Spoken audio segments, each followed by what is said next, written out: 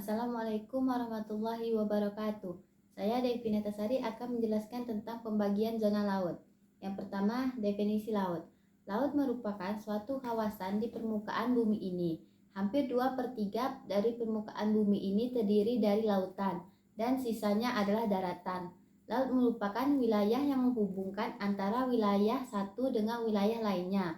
Laut juga merupakan habitat bagi berbagai macam organisme seperti ikan, terumbu karang, dan lainnya. Selanjutnya, zona laut menurut tata letaknya. Yang pertama, laut pedalaman. Laut pedalaman merupakan laut yang letaknya menjorok ke arah pedalaman. Laut ini tidak dipengaruhi oleh pasang surutnya air laut. Yang kedua, laut pertengahan. Laut pertengahan merupakan laut yang terletak di tengah benua. Dan yang terakhir, laut tepi. Laut tepi merupakan laut yang terletak di landas benua dan memiliki hubungan bebas dengan samudra. Selanjutnya, zona laut menurut proses terjadinya. Yang pertama, laut transgresi. Laut transgresi merupakan laut yang terjadi karena adanya perubahan permukaan laut yang terjadi akibat permukaan air laut yang naik atau daratan yang mulai menyusut atau turun, sehingga menjadikan daratan tersebut tergenang oleh air. Yang kedua, laut ingresi. Laut ingresi merupakan laut yang terjadi karena tanah yang semakin menurun ke dasar laut.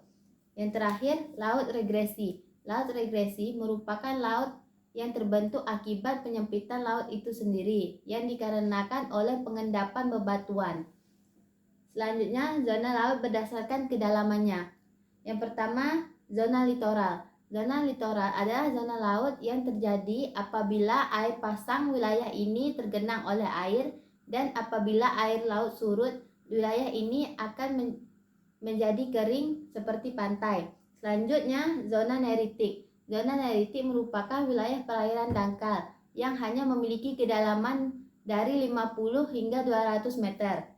Yang ketiga, zona batial. Zona batial merupakan wilayah perairan yang berkisar hanya 200 hingga 2000 meter. Yang keempat, zona abisal. Zona abisal ini merupakan zona laut dalam yang memiliki kedalaman lebih dari 2000 meter. Yang selanjutnya, zona laut berdasarkan cahaya matahari yang menjangkaunya. Yang pertama, zona epipelagik. Zona epipelagik merupakan zona yang dapat diterangi oleh pencahayaan sinar matahari yang memiliki pencahayaan yang sempurna sehingga terjadi proses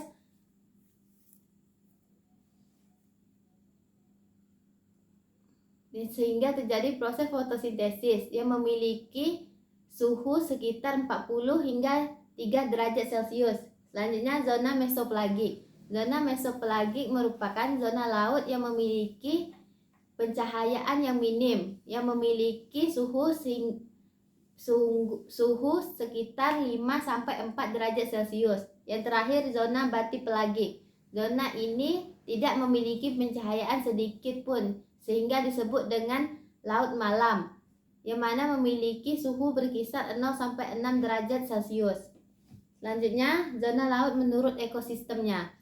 Yang pertama, zona litoral atau perairan dalam. Zona ini umumnya jumlah ekosistem kehidupannya laut lebih rendah. Sedangkan zona neritik, zona perairan dangkal, yaitu zona yang mana mencakup wilayah pesisir yang memiliki ekosistem yang lebih banyak. Selanjutnya, zona oseanik.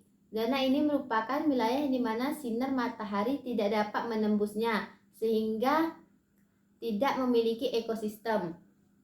Selanjutnya, zona laut di Indonesia. Yang pertama, zona teritorial. Zona ini merupakan garis khayal yang memiliki jarak sekitar 12 mil dari garis pantai ke laut lepas.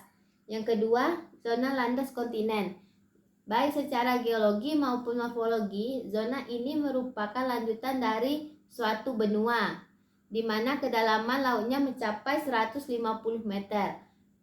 Kemudian, yang terakhir, zona ekonomi eksklusif. Zona ini merupakan jalur perairan yang memiliki lebar 200 mil dari garis pantai ke arah laut terbuka.